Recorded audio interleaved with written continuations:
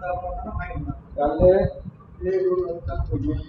morning, student. On yesterday we have studied about the different laws like law of conservation of mass, law of conservation of energy, law of constant proportion, law of multiple proportion, Gay-Lussac law, Avogadro's law. Today we will study about the atom, molecules, and element. The smallest, actually, the word atom consists of two words, a and tom. A means without, or tom means to cut. The smallest part of the substance which cannot be further cut into a smaller one is known as atom. But nowadays, from the experiment of Rutherford, we know that atom can be subdivided into subatomic particle like electron, proton, neutron, etc. Therefore, the above definition which I have told you is absolutely wrong. Nowadays, atom is defined as the smallest particle of any element that can take part in chemical reaction is known as atom. ठीक है, तब उसको हम लोग and generally they do not exist freely. कोई बच्चा join करना sir चाहता है? समझ नहीं आया। अभी समझाया नहीं, अभी तो हम बोल रहे हैं।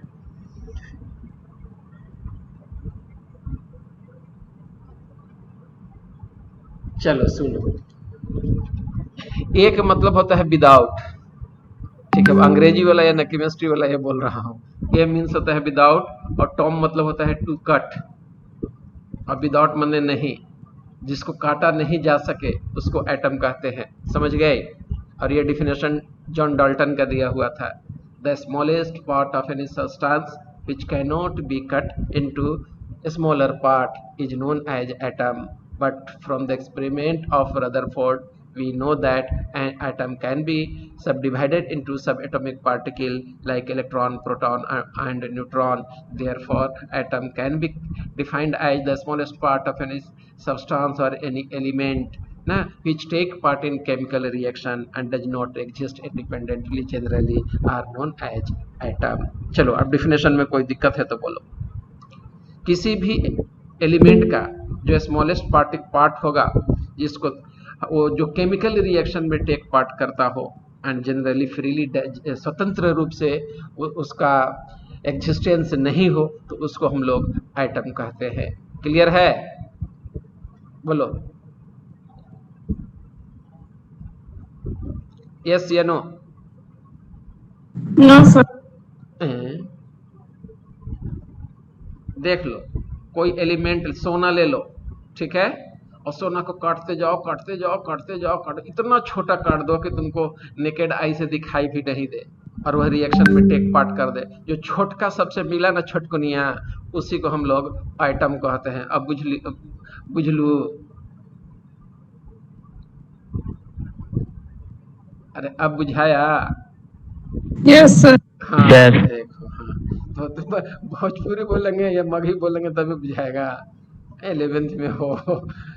चलो ठीक है, बुझ गए, अच्छी बात है। तो जनरली एटम जो होता है ना, फ्रीली एग्जिस्ट नहीं करता है, ठीक है। अब लेकिन इनर्ट गैसेज जो होते हैं वो फ्रीली एग्जिस्ट करते हैं, जैसे हीलियम हो गया, नियोन हो गया, आर्गन हो गया, क्रिप्टन हो गया, जेनॉन हो गया, रेडॉन हो गया, ये सब आपको फ्रीली एग्जिस्ट करते हैं। लेकिन ऐसे एटम जैसे सोडियम, एक एटम हम लोग ले लें, हाइड्रोजन के एक एटम ले लेते हैं, पॉसिबल नहीं है, ऐसा पॉसिबल नहीं। उसके साथ a lump of atoms are associated with each other, ठीक है। आइए मोलिकुल हम लोग देख रहे हैं। The smallest particle of substance whether it is element or compound which has independent existence is called molecule. किसी भी सब्सटेंस का, चाहे वह एलिमेंट हो या कंपाउंड हो ना, जो इंडिपेंडेंटली एग्जिस्ट करता हो, ठीक है, उसको हम लोग मोलिकुल कहते हैं, ठीक है। और जो इंडिपेंडेंटली एग्जिस्ट नहीं करता हो और सबसे स्मॉलेस्ट पार्ट हो, तो उसको हम लोग एटम कहते हैं। एक्चुअली मोलिकुल भी दो तरह का होता है, 9th में पढ़ा चुका हूँ, मैं ही पढ़ाया हूँ, ठीक है। ये हो गया तुमको एलिमेंट ऑफ द मोलिकुल और कंपाउंड ऑफ मोलिकुल, ठीक है, वो आगे हम लोग देखेंगे।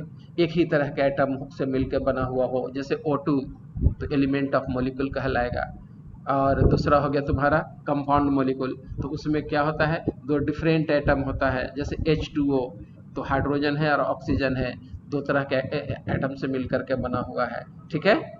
Molecules are classified as homogeneous homo atomic and hetero atomic, अगर एक ही तरह से मिलकर बना हुआ हो, जैसे H2, O2, O3, तो उसको हम लोग होमो एटॉमिक कहते हैं। हेट्रो एटॉमिक किसको कहते हैं? जिस हेट्रो मीन्स होता है डिफरेंट, ठीक है, डिफरेंट एटम से मिलकर बना हुआ होता है। हेट्रो मीन्स डिफरेंट एटम, मतलब एटम जैसे H2O में हाइड्रोजन है का 2 एटम और एक ऑक्सीजन का हो गया, तो ये हो गया हेट्रो एटॉमिक। O2 सेम तरह का एटम है, दोनों ऑक्सीजन का एटम है, तो उसको होमो एटॉमिक कह दिया। होमो मीन्स होता है सेम, ठीक है। अब आ जाओ, homo atomic molecules are made up of the atoms of the same element, एक ही तरह के एलिमेंट से मिलकर बने हुए होते हैं, तो उसको हम लोग होमो एटॉमिक कहते हैं। Hetero atomic molecules are made up of the atoms of the different element have different atomicity, number of atoms in a molecule of an element is known as atomicity, ठीक है। It may be monoatomic, diatomic, triatomic and polyatomic. Heteroatomic molecules are made up of atoms of different element, different element से मिल करके बना हुआ हो, तो उसको हम लोग क्या कहते हैं हम लोग? Heteroatomic molecule. हेट्रोएटॉमिक। हाँ,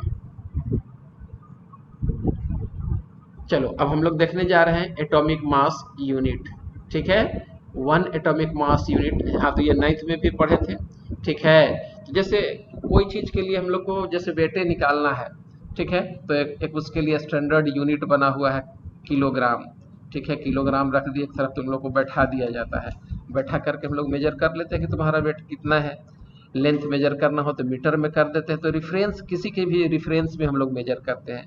उसी तरह से केमिकल सब्सटेंस को मेजर करने के लिए एक यूनिट हुआ, वह यूनिट आपका एटॉमिक मास यूनिट कहता है। तो वो कितना के बराबर हो, जैसे 1 केजी में आपका 1000 ग्राम होता है, ठीक है, 1 मीटर में 100 सेंटीमीटर होता है, तो उसमें कितना यूनिट उसमें लिया जाए एटॉमिक मास यूनिट में, तो लोग क्या कहे, कार्बन को सिलेक्ट किए। अब कार्बन में भी किसको, तो C12 कार्बन एटम को सिलेक्ट किए। 1 atomic mass unit is defined as the mass exactly equal to 1/12 mass of 1 carbon atom of C12 ले लो, 1 कार्बन का एटम ले लो, उसका मास ले लो, उसको 12 इक्वल पार्ट्स में काट दो, जो एक टुकड़ा आया 1/12 पार्ट, उसी को हम लोग एक एटॉमिक मास यूनिट कहते हैं। उस मास में जितने भी एटम आ जाए, जितना उसका एटॉमिक मास हो जाए ना, 1 atomic mass unit is defined as the mass exactly equal to 1/12 the mass of 1 carbon 12 atom, ठीक है। तो उसी को हम लोग एटॉमिक मास यूनिट कह दिए, ठीक है। अब आ जाइए 1 AMU, इसी को हम लोग 1 AMU भी कहते हैं। और 1 AMU कितने के बराबर होता है?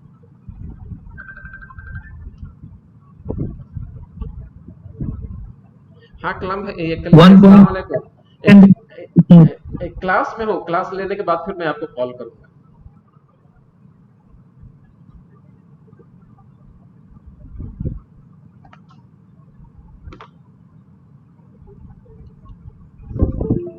तो 1 AMU हो गया। 1 AMU में कितना मास आ जाएगा, तो 1.66056 इंटू 10⁻⁻24 ग्राम, ठीक है। इतना वेट होगा, तो उतना वेट के बराबर का कोई सब्सटेंस हो जाएगा, तो हम लोग कह देंगे कि यह एक एटॉमिक मास यूनिट है। उसका शॉर्ट में AMU लिखा जाता है, atomic mass unit. Now a day AMU is written as U, small u, U मतलब यूनिफाइड मास। क्या होता है? यूनिफाइड मास होता है, ठीक है। तो atomic weight of an element कैसे निकाला जाता है, तो it is equal to weight of 1 atom of the element. जिस एटम का हम लोग, जिस एलिमेंट का एटॉमिक वेट निकालना हो, उसका एक एटम का वेट ले लिए और उसको wait of 1 atom of hydrogen से डिवाइड कर दिए, ठीक है। तो उसको हम लोग atomic weight of an element कह दिए, ठीक है। When equivalent weight scale was altered from H बराबर 1 to oxygen O बराबर O is equal to 16, the definition of atomic weight changes, ठीक है। तो हाइड्रोजन को ना लेकर के अगर ऑक्सीजन को हम लोग रेफरेंस टेबल मान ले, तो पहले तो शुरू में चूंकि देखिए एटॉमिक हाइड्रोजन जो है लाइटेस्ट एलिमेंट है, लाइटेस्ट मतलब हल्का, इसीलिए हाइड्रोजन को लिया गया। तो लोग कहे कि नहीं हाइड्रोजन बहुत हल्का होता है, उसको हम लोग नहीं लेंगे। तो मिलेंगे फिर बीच में कुछ बातें करना है जरूरी, सलाह लेंगे, ठीक है। इसके बाद क्या कहा जाता है आपको, ऑक्सीजन है, तो ये ऑक्सीजन को फिर लिया गया क्योंकि ये रिएक्टिव है, रिएक्ट भी करता है, इसलिए ऑक्सीजन को लिया गया। तब डिफिनेशन इसका चेंज हो गया। फिर कैसे चेंज हो गया, देखो atomic weight of an element अगर हमको निकालना हो, तो कैसे निकलेगा?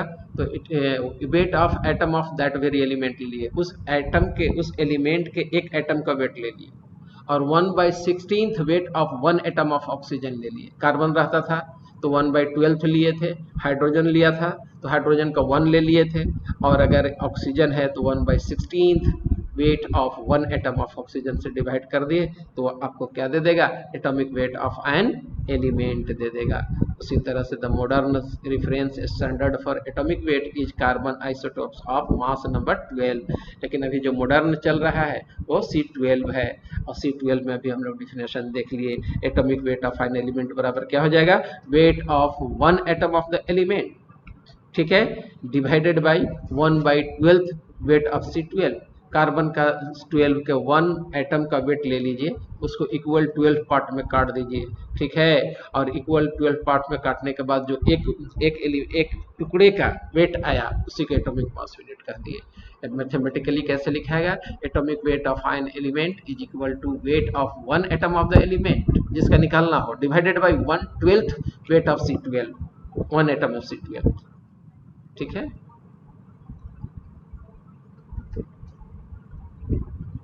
Unit of atomic weight. The modern unit of atomic weight is 1/12 of the mass of 1 atom of C12. Unit of atomic weight represented in terms of AMU, atomic mass unit, ठीक है। तो 1 atomic mass unit बराबर क्या हो गया? 1/12 mass of C12 atom. Mass of 1 atom of C12 has been determined as 1.9924 into 10 to the power minus 23 gram.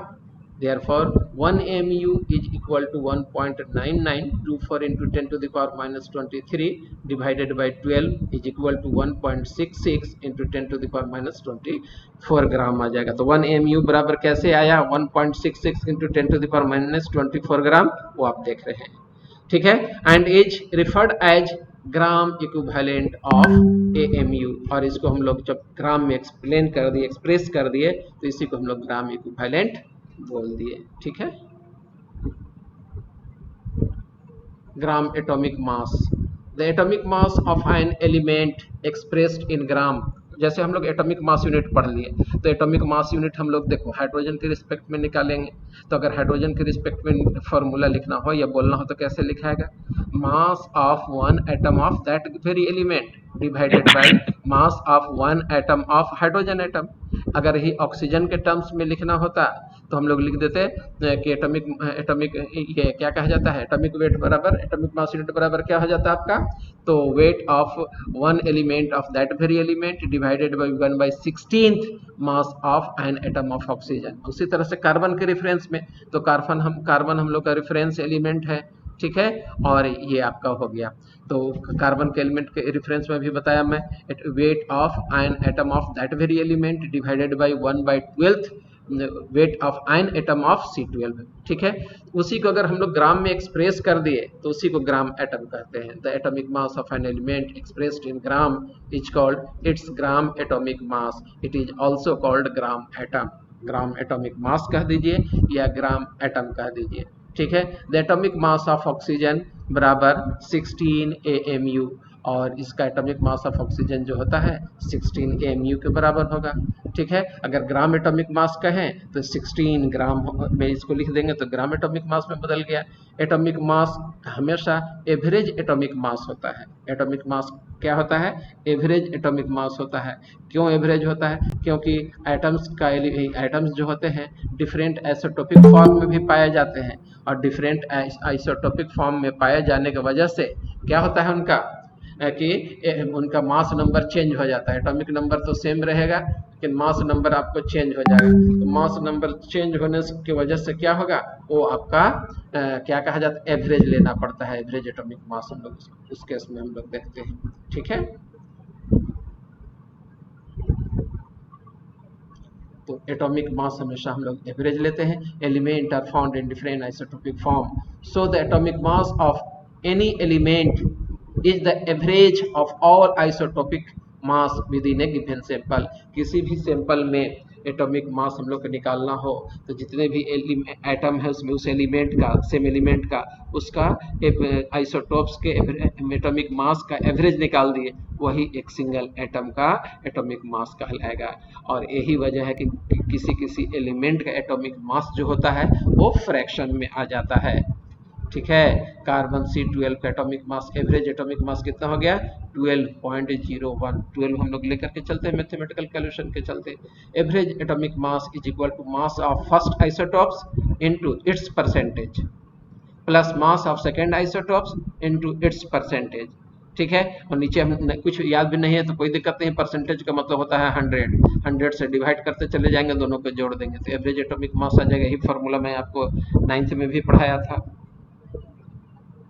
ठीक है, तो एटॉमिक मास बराबर mass of an atom divided by 1/12 mass of carbon atom of one atom. ठीक है, अब आइए use the data given in the following table to calculate the molar mass of naturally occurring argon.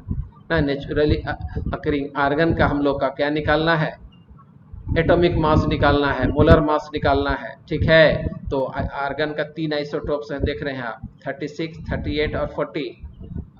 उसका isotopes का molecular mass, atomic mass, atomic weight दिया हुआ है, यानी मोलर मास दिया हुआ है 35.96, 37.96, 39.96।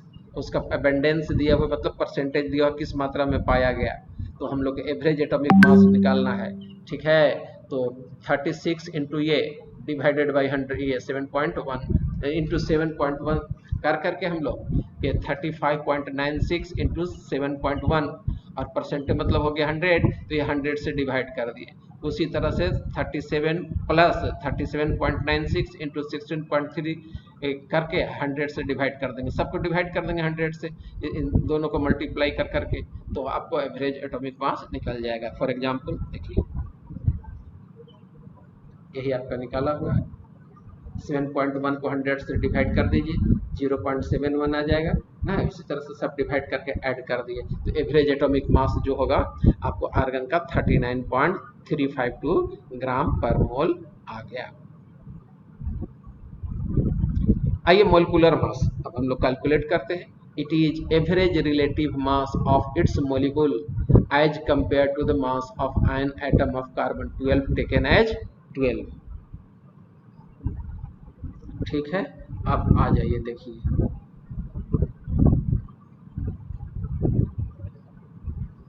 जैसे आपको H2O का मोलिकुलर मास निकालना है तो हाइड्रोजन के एवरेज एटॉमिक मास ले लीजिए, एक का एटॉमिक मास 1 होता है एवरेज। ठीक है, तो 2 के लिए 2 से मल्टीप्लाई कर दिए। ऑक्सीजन का एवरेज एटॉमिक मास 16 होता है, जोड़ दिए तो टोटल कितना आ गया 18। तो वाटर के 1 मोलिक्यूल का जो आ गया वेट आ गया, मोलिकुलर वेट कितना हो गया 18 ग्राम हो गया। ठीक है, तो इसी को मोलिकुलर मास या फार्मूला मास भी कहते हैं। It is average relative mass of its molecule as compare to the mass of an atom of C12 taken as C12।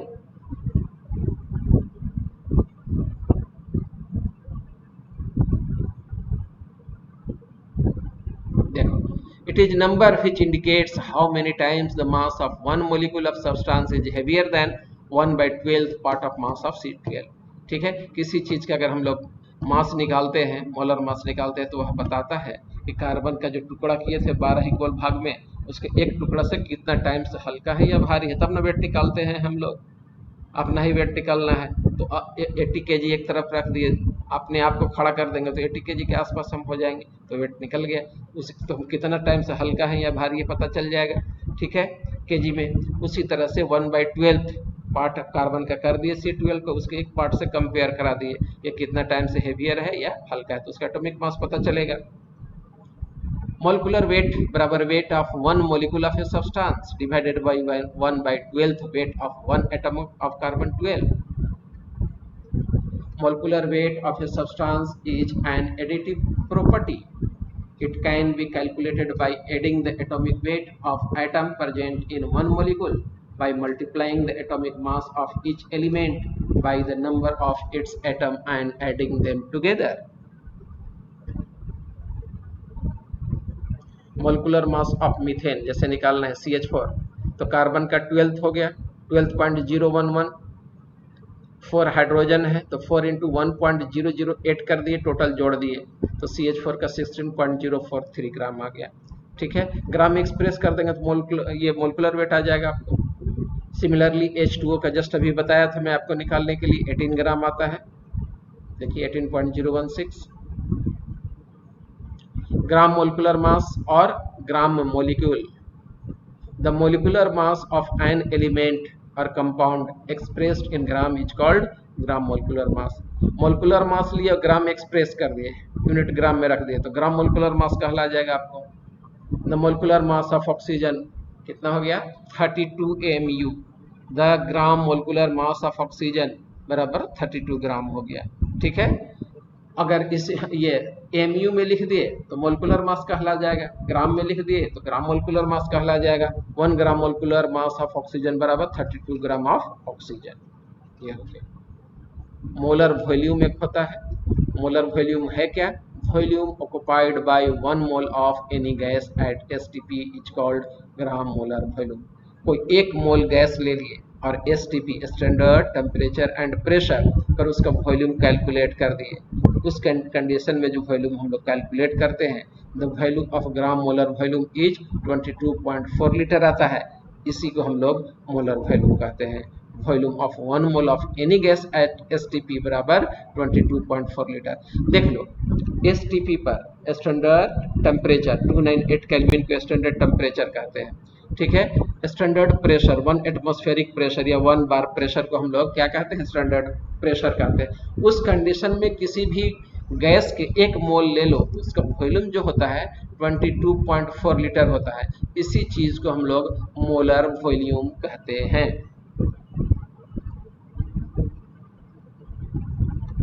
आ जाइए equivalent mass.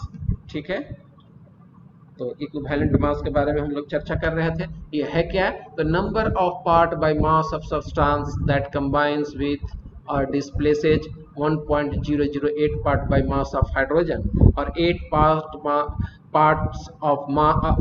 Parts of oxygen और 35.5 parts of chlorine is called equivalent mass.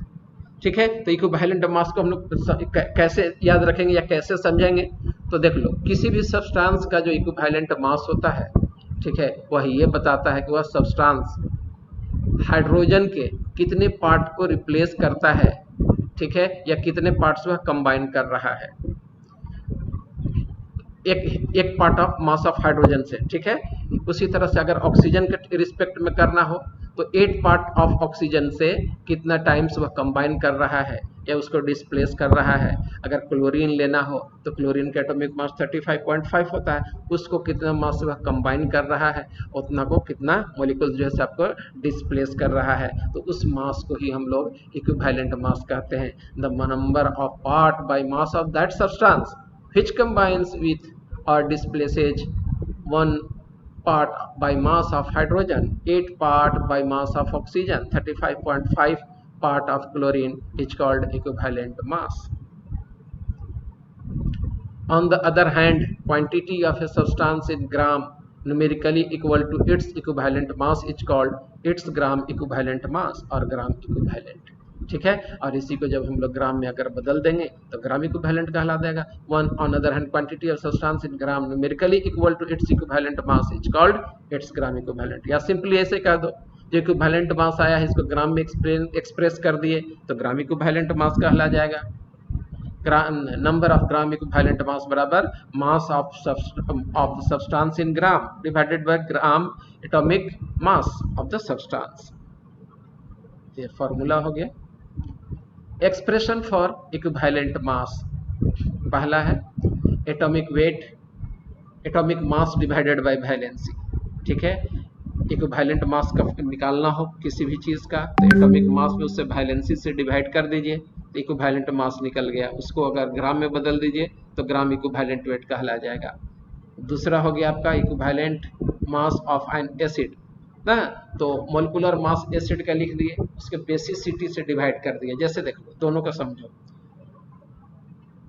जैसे sulphate का हमको equivalent weight निकालना हो, SO4 -2 का equivalent mass निकालना हो, कैसे निकालेंगे, तो देखो सल्फर का हो गया 32 मास और एक ऑक्सीजन का होता है 16, 4 है तो 16 चौके 64 हो गया।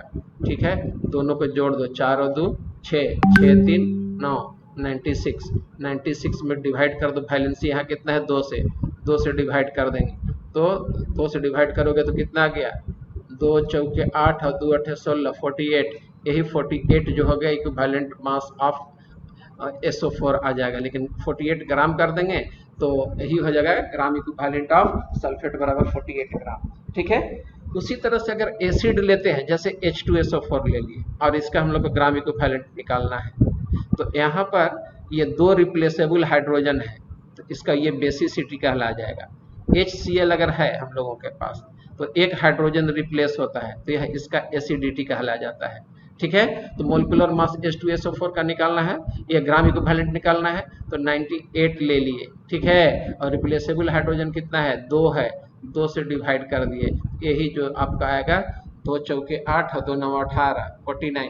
ठीक है, ये आपका हो जाएगा gram equivalent weight of sulphuric acid, gram में बदल दिए तो, नहीं तो आपका इक्विवेलेंट मास कहला जाएगा ऐसे ही।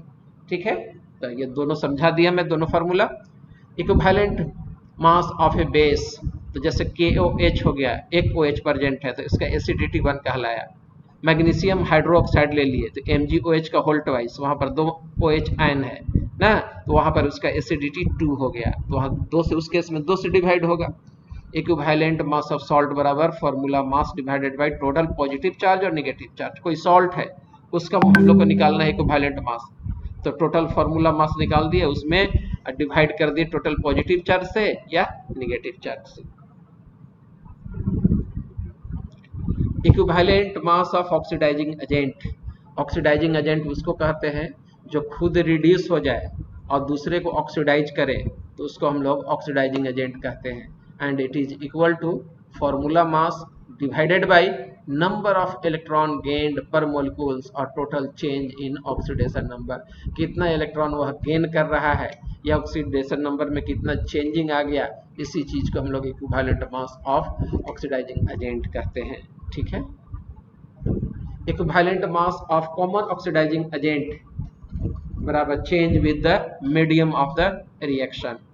ठीक है, equivalent mass of common oxidising agent changes with the medium of the reaction. अगर कोई एसिडिक मीडियम में है तो एक इक्विवेलेंट मास उसका चेंज हो जाएगा, बेसिक मीडियम में है इक्विवेलेंट में कुछ और हो जाएगा, मतलब चेंज करता है मीडियम की वजह से।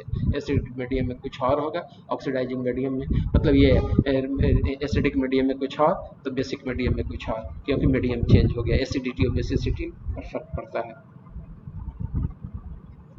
आइए मोल कंसेप्ट कल पढ़ाऊंगा, इतना काफ़ी हो गया आज का टॉपिक थोड़ा टफ भी है, एक एक बार देखने की फिर से ज़रूरत पड़ेगी, एक बार देख लोगे तो याद हो जाएगा। ठीक है, तो इससे पहले कि मैं